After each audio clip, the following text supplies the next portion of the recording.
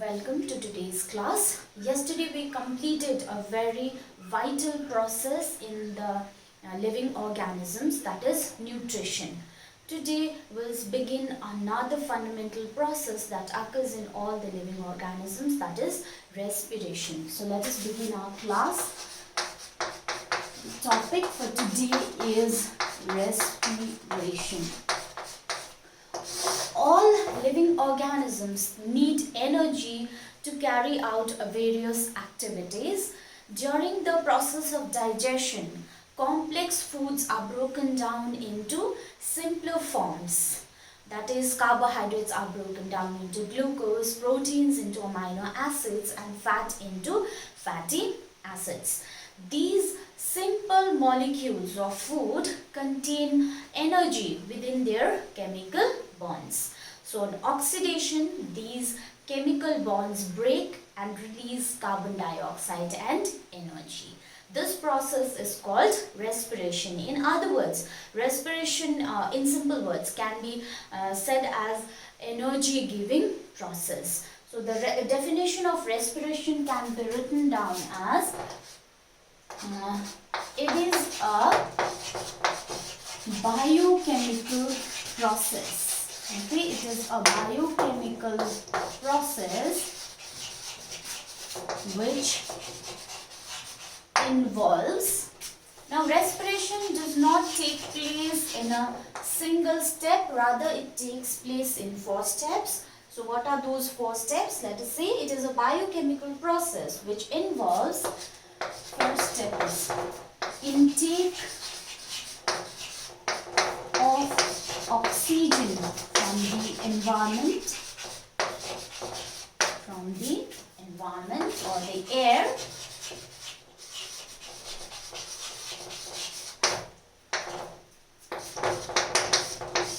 oxidation of food,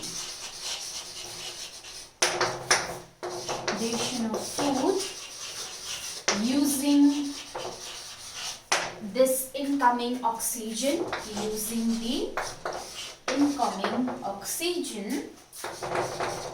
and after oxidation carbon dioxide is released. So third step, elimination of carbon dioxide released during oxidation. And the final step, that is the fourth step, release of energy due to oxidation of food. So these are the 4 steps which occurs in respiration. Now, the reaction involved in respiration can be written down as C6H12O6 plus oxygen will give out carbon dioxide, water plus energy. So here glucose is oxidized and carbon dioxide, water and energy is released. Now if you look at this reaction, does it seem familiar to you? I'll give you a hint. Does it look or does it have any relation with photosynthesis? Alright, I'll write down the reaction of photosynthesis for you. And let us see if it has any relationship with respiration. Right? So, in photosynthesis, 6 carbon dioxide plus 6 water molecules in the presence of sunlight and chlorophyll will form carbohydrate, water and oxygen. So this is the reaction of photosynthesis. Do you find any difference or any relationship between the two reactions? Okay, let me explain. In photosynthesis, water molecules break down into hydrogen atoms and oxygen atoms. This hydrogen atom combines with carbon dioxide and then it forms glucose. Okay, and the oxygen that is left out will be released as molecular oxygen. In respiration, the glucose now converts back to carbon dioxide. Glucose originated from carbon dioxide in photosynthesis. Now that glucose will turn back to carbon dioxide. So when it changes back to carbon dioxide, hydrogen is left out. So that hydrogen will combine with oxygen and then it will form water. Okay, so this way water is released plus energy is also released. So from the two equations we can say that photosynthesis and carbon and respiration are related and they are opposite of one another. Okay, so respiration takes place in two steps, or it involves two steps.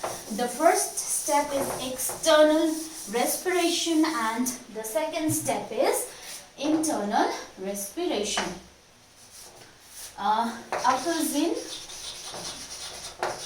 two steps. Okay, two steps. The first is external respiration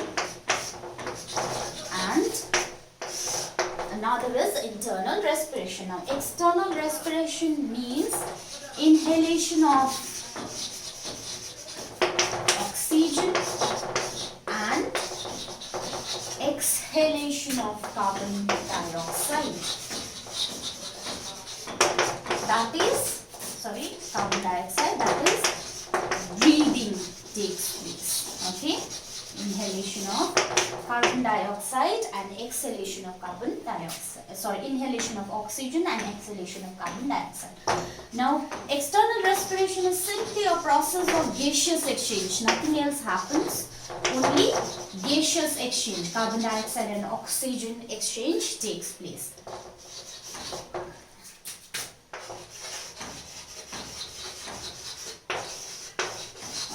Gaseous exchange. Now let us talk about internal respiration. Internal. Second step of respiration is internal respiration. In internal respiration, release of energy takes place by oxidation of food. So, release of energy by oxidation of food. Release of energy by oxidation of food, and the energy that is released is converted. Energy released is converted to energy currencies. Energy currency, that is the energy currency in living organisms, is ATP. You've already studied about it in class 9. Adenosine triphosphate. Okay, adenosine triphosphate is produced in mitochondria. It is just like a battery. Okay, it will provide energy to all the living organisms. Now, these are the steps of respiration. Now we'll study about the types of respiration. How many types of respiration are there? There are two types of respiration, aerobic respiration and anaerobic respiration. So, types of respiration.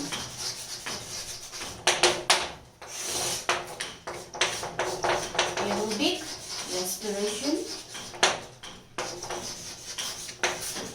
Aerobic respiration takes place in the presence of oxygen or it requires oxygen. So takes place in the presence of oxygen. In aerobic respiration, complete oxidation of glucose takes place.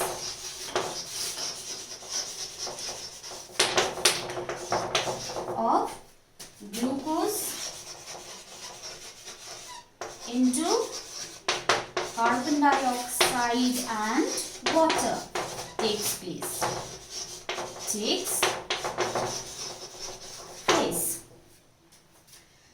And more energy is released during aerobic respiration.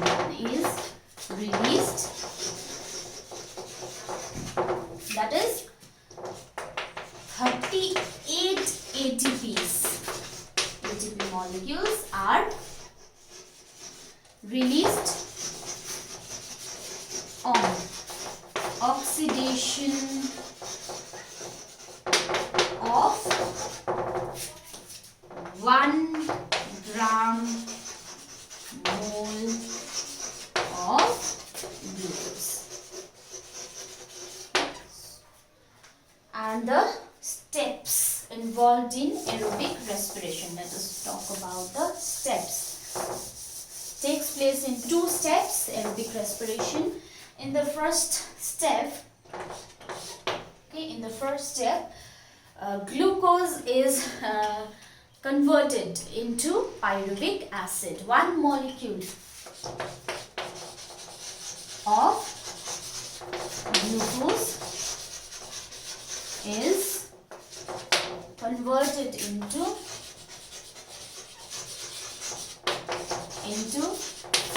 2 molecules of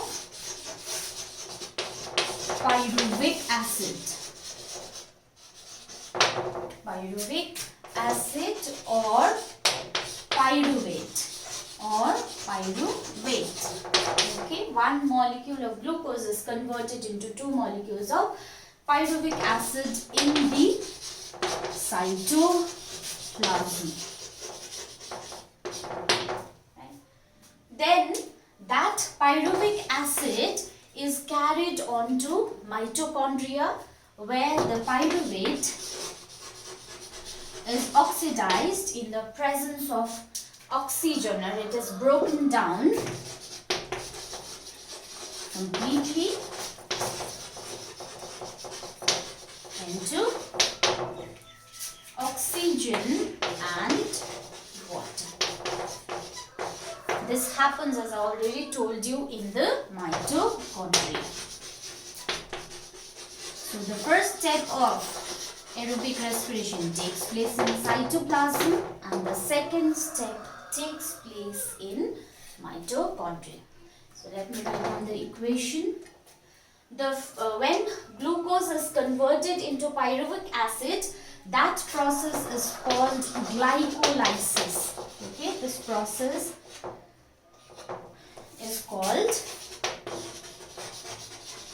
glycolysis, and the conversion of pyruvate into carbon dioxide and water, it is called Krebs cycle.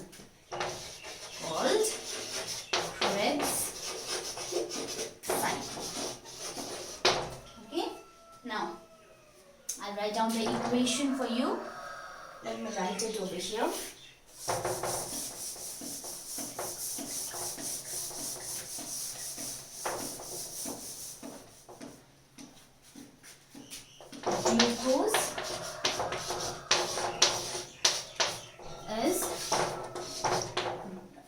Glucose in the presence of oxygen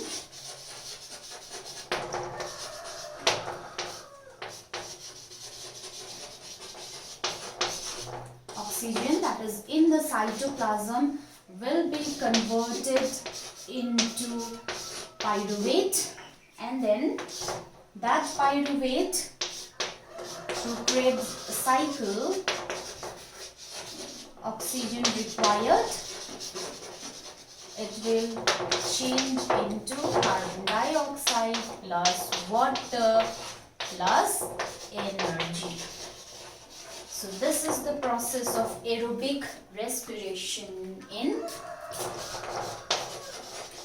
organisms. Okay, this is glucose. This is pyruvate, or also known as pyruvic acid. You can see that glucose, it is a 6 carbon molecule, and pyruvate is a 3 carbon molecule. That is why one molecule of glucose will break down into 2 molecules of pyruvate. Okay. Now let's move on to anaerobic respiration. Second type of respiration, that is anaerobic respiration. In anaerobic respiration, oxygen is not required. Okay? So it takes place in the absence of oxygen. Okay? Oxygen is not required. Secondly, incomplete oxidation of glucose takes place. In aerobic respiration, complete oxidation of glucose takes place, but in anaerobic respiration, incomplete oxidation of glucose takes place. Okay. When incomplete oxidation of glucose happens, then less amount of energy will be released. That is, only 2 ATPs are released on oxidation of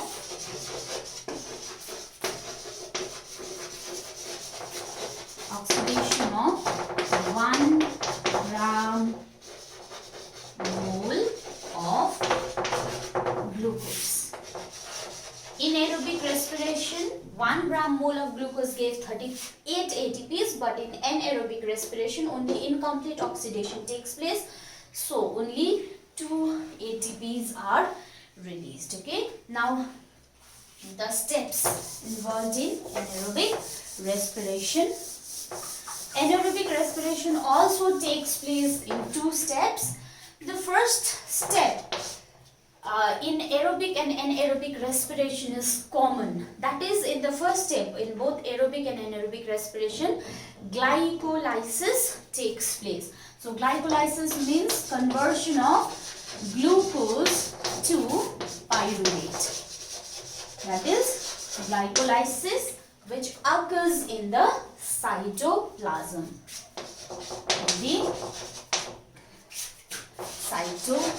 This process is glycolysis.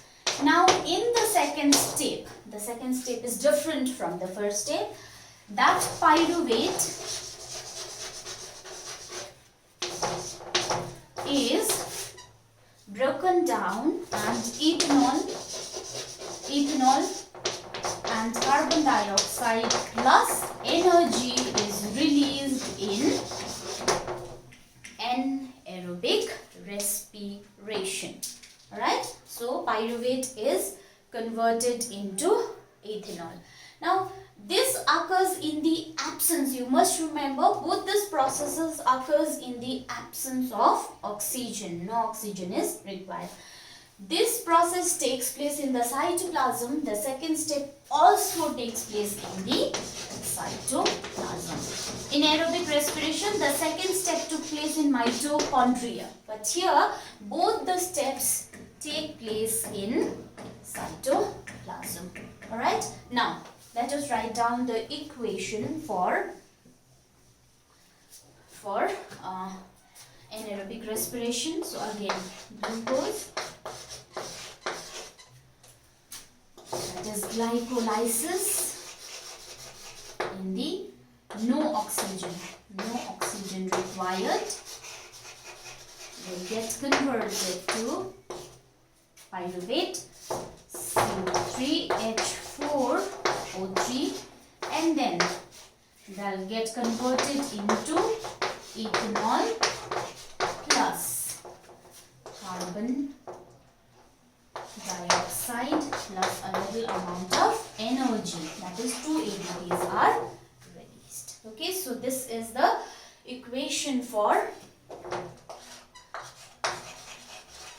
anaerobic respiration. Pyruvate. Pyruvate is further broken down to release. This is ethanol. Okay. This is 6 carbon molecule. Glucose. Pyruvate is 3 carbon molecule and ethanol is 2 carbon molecule. Now, anaerobic respirations carried out by some certain organisms such as yeast and certain bacteria are known as fermentation. So, fermentation can be defined as fermentation takes place in yeast and certain bacteria. It is nothing but anaerobic respiration, but it is just given another name, that is fermentation. So it is defined as the process of anaerobic breakdown. Okay, anaerobic breakdown. Anaerobic means no oxygen is required. Anaerobic breakdown of carbohydrates and other organic compounds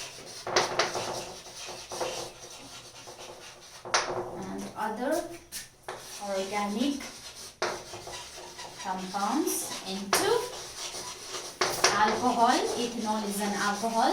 So alcohol, organic acids, sometimes acids like vinegar is also formed. Organic acids, gases, that is carbon dioxide, etc. Okay, so this is the definition of fermentation.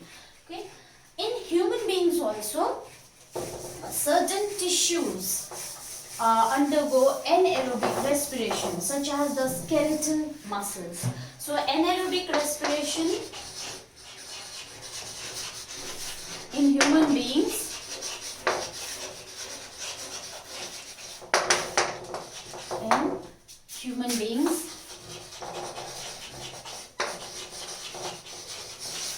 occur in skeletal muscles.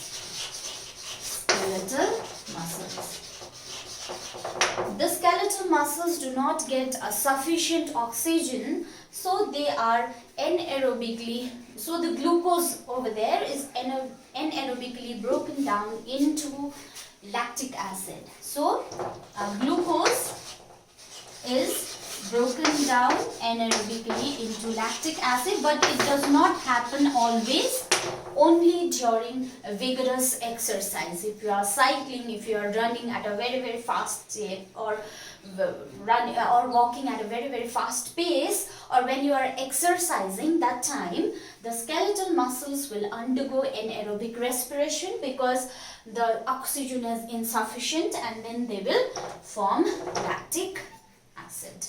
Okay, so the reactions can be written down as anaerobic respiration in glycolysis. Oxygen is required in the first step. So it happens in the cytoplasm and it is broken down into pyruvate, and that pyruvate, oxygen is not required. This also happens in cytoplasm. It will be broken down into lactic acid. Lactic acid plus energy. Okay, there will be no formation of carbon dioxide. Okay, so here you can see that glucose is 6 carbon molecule, again pyruvate is 3 carbon molecule, and lactic acid is also 3 carbon molecule.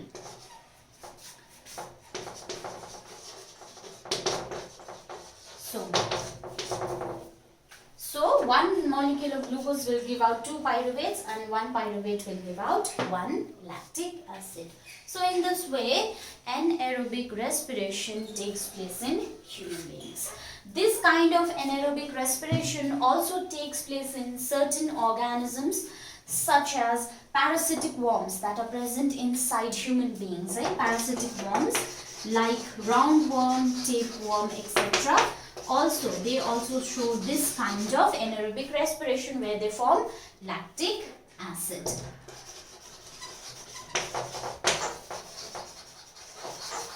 Roundworm, tapeworm, etc.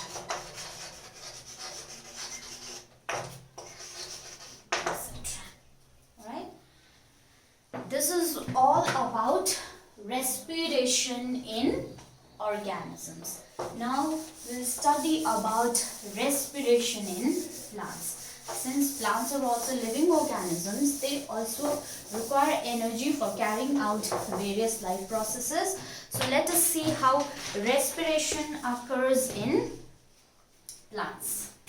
So respiration in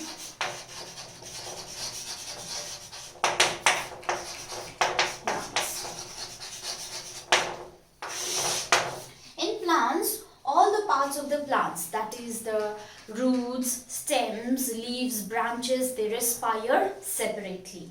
The oxygen is obtained from the environment just like us, and it will diffuse inside the plant body through 3 different places. Okay, so all the different parts of the plants,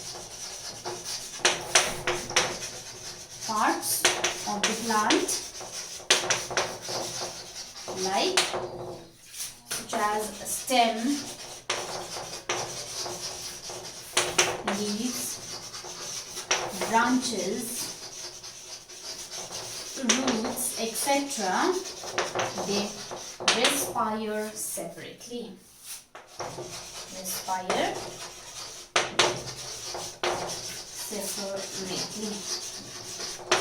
Right? They respire separately. Now the oxygen is obtained from the environment, or air, and it will enter into the plant body through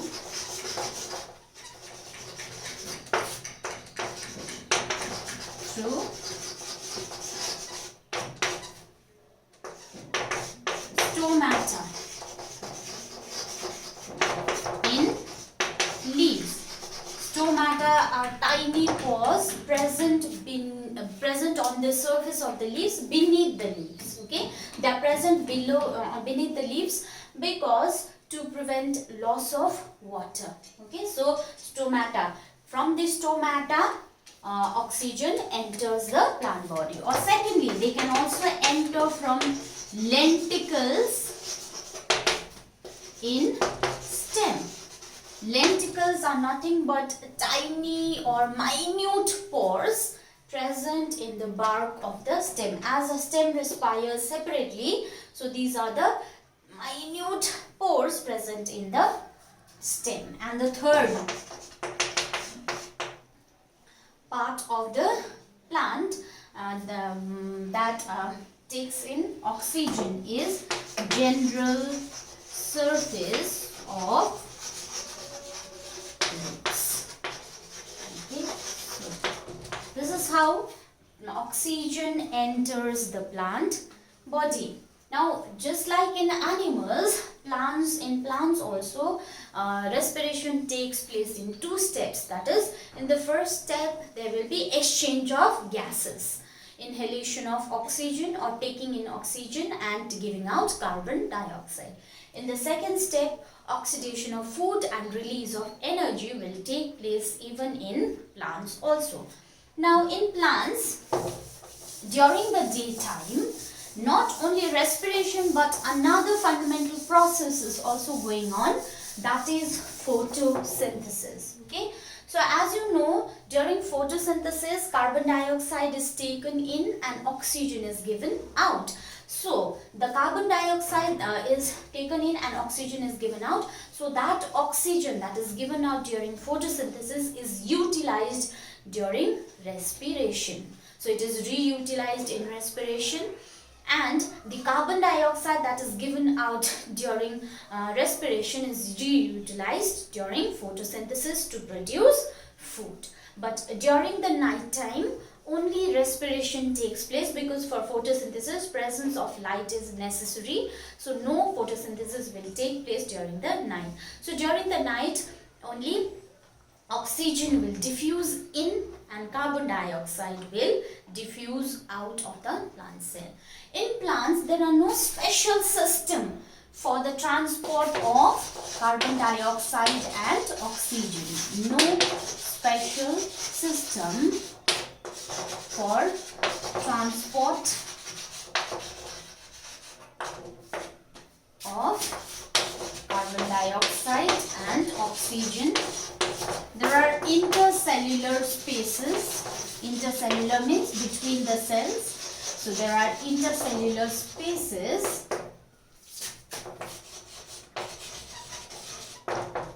which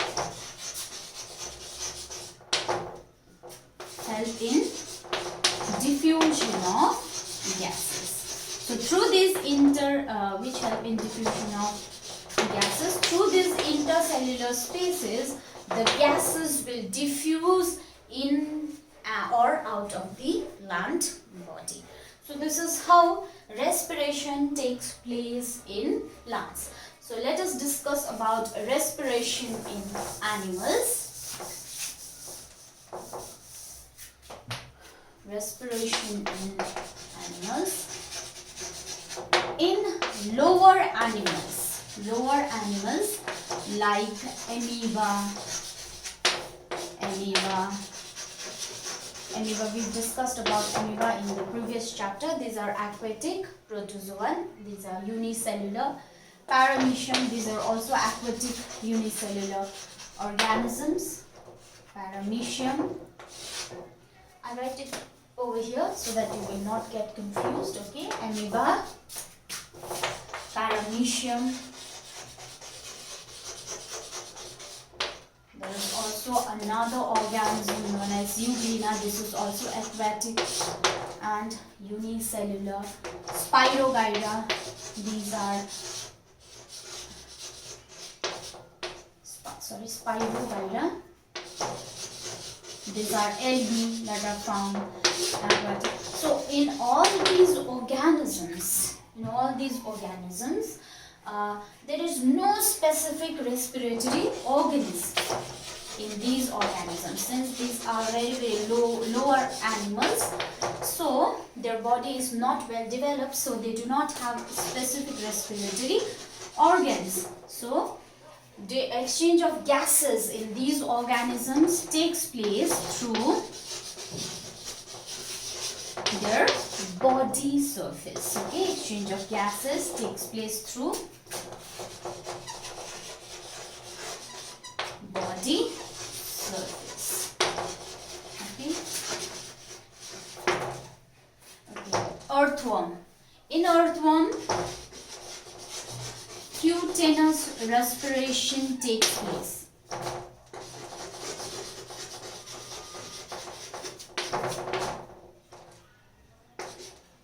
Respiration takes place. Cutaneous means the earthworms, they breathe in through their skin. So cutaneous respiration means breathing through their skin. In frogs, you all must be knowing that frogs are amphibians. That means they can live both on land as well as water. So in frogs, both cutaneous and pulmonary respiration takes place. Okay, cutaneous through the skin when they are inside water, and pulmonary through the lungs when they are on land. Most of the terrestrial animals, they perform pulmonary respiration. That is, they breathe in through their lungs, including the human beings. Okay, and the aquatic organisms. Let us discuss about some aquatic organisms like the fishes, the prawns, prawns, etc. Okay, aquatic animals like fishes, prawns, tadpoles, etc. Respiratory organs are gills. Gills are present. So they breathe in through the gills. Now, the amount of oxygen that is dissolved in water, because aquatic animals utilized oxygen dissolved in water. So, the amount of oxygen that is dissolved in water is fairly less than the amount of oxygen that is present in air. So, the aquatic organisms usually breathe faster than terrestrial organisms. Okay, breathe faster than terrestrial organisms to fulfill their oxygen need. Okay, so they breathe faster than terrestrial animals. You might have observed, if you have seen a fish inside an aquarium, you might have observed that the fish, they frequently open and close their mouth. Actually, they are not eating, but they are gulping in water, because that water contains dissolved oxygen. That water will enter the gills and then oxygen will be taken in. So when you might have observed that they are frequently opening and closing their mouth, because they are breathing in, so they take in more oxygen, they will breathe in faster. So this much for today's class. Tomorrow we'll discuss respiration in human beings.